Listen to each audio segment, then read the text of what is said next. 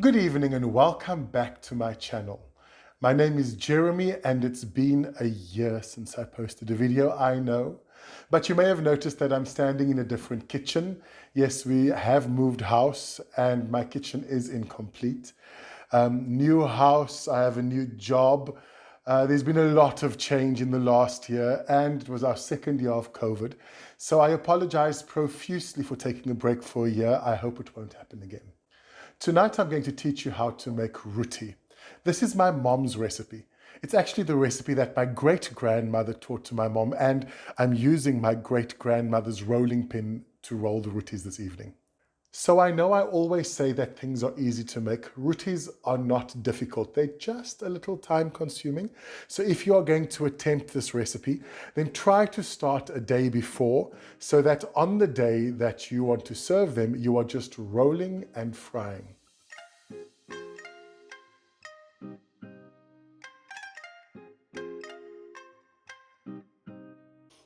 I've put 1 kilogram of white bread flour into the mixing bowl. You can use cake flour, it works as well. To that, I'm going to add some salt. That's about a tablespoon of salt. Then I'm going to add a heaped tablespoon of baking powder. And I'm just going to mix it slightly. Then I've made a little well in the middle. And to that, I'm going to add about half a cup of oil. And then I've never measured how much water I used before, so I have a liter in here, and I'm going to guess. And I'm just going to mix that. So you want a fairly soft dough. And so far I've added half a liter of room temperature water.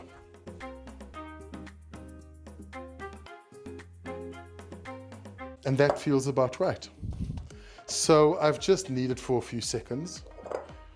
And I'm going to transfer it onto the counter, and I'm going to knead it on the counter. Now, in case you're wondering, you don't need anything to knead on the counter, as in you don't need flour or oil or anything. You just knead on a clean counter.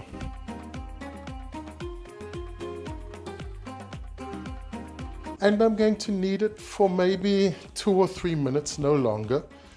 You can see I'm not using my fists, I'm using this part of my hand to knead it with. And you'll see as you knead it, it becomes less and less sticky.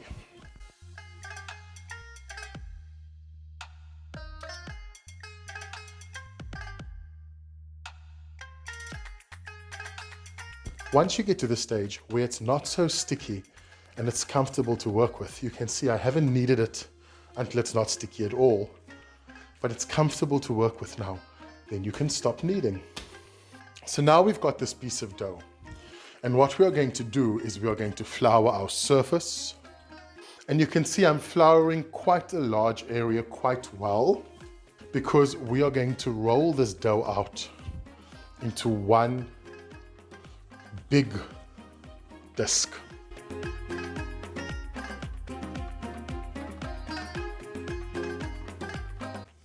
So it doesn't really matter what shape you make this. It needs to be roundish. I've rolled it about ½ centimeter thick, so 5 millimeters. And next we're going to put a layer of butter on this entire disc. So it is January, so I'm using margarine, but if you have butter, that would be better. If you use margarine, make sure that you use a margarine and not a spread. So it doesn't matter which brand you use, it just has to say margarine. Because with the spreads, they add water. And if you use a spread, then your rotis are going to be like papa. For those of you who don't know what papa is, papa bites, papa, are the skins of samosas that are deep fried in oil.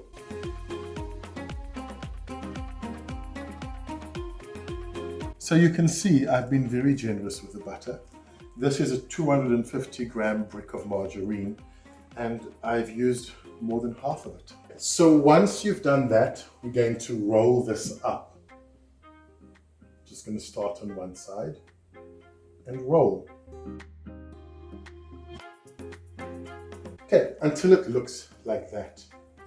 And then we're going to twist. So you're going to start on one side and you are literally going to twist the dough.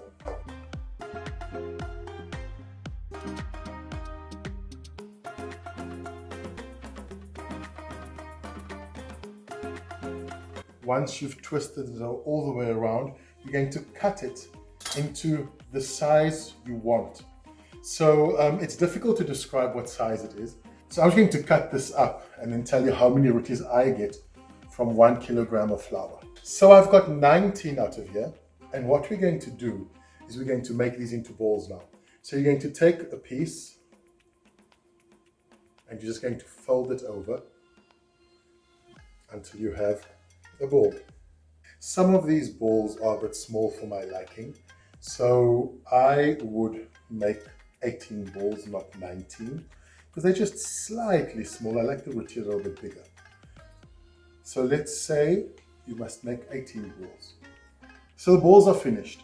I'm going to take these 19 balls and I'm going to put them in a Tupperware and I'm going to put them into my freezer for about 20 to 30 minutes, just so the butter can harden before I do the next step.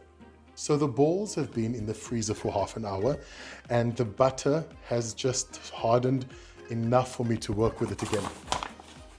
So I'm going to flour my surface and then every ball is going to get rolled out individually now. The shape doesn't matter so much when you roll it now because I'm still going to make it round afterwards. So you're going to roll a disc like this and then you're going to butter it again. And again, be nice and generous with the butter. Then you're going to roll up the disc. And once it's rolled up, I'm going to stretch it slightly. Then you have a long worm like that and you're going to fold the worm that way. And the other side you're going to fold that way. And once it looks like that, you're going to put it on top of each other. And that is basically your roti ball. So that's going to go into the freezer for about an hour and then it will firm up nicely. If you are doing it a day before, you can just put it into the fridge and leave it there overnight. But if you are a bit short of time like I am today, into the freezer 1 hour and then your rotis are ready to be baked. So I've just put the pan on medium-high heat and I'm going to not flour the surface. I'm going to oil my surface this time. You can see that the rotis are nice and firm. They've been in the fridge for quite a while and I'm going to roll them. So there's my well-oiled surface and this is my great-grandmother's rolling pin.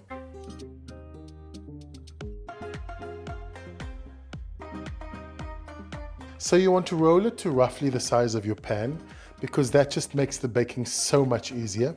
This is a crepe pan. My mother had a roti pan, but my baby brother got to it before I could. So I just went out and bought a non-stick crepe pan. You can see I've put nothing in it because I've rolled the roti in oil.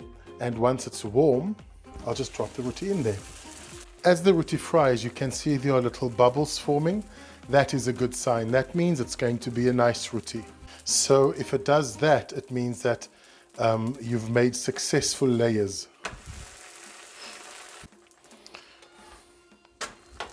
So that's a very good sign. If your roti puffs like that, that's exactly how you want it to look.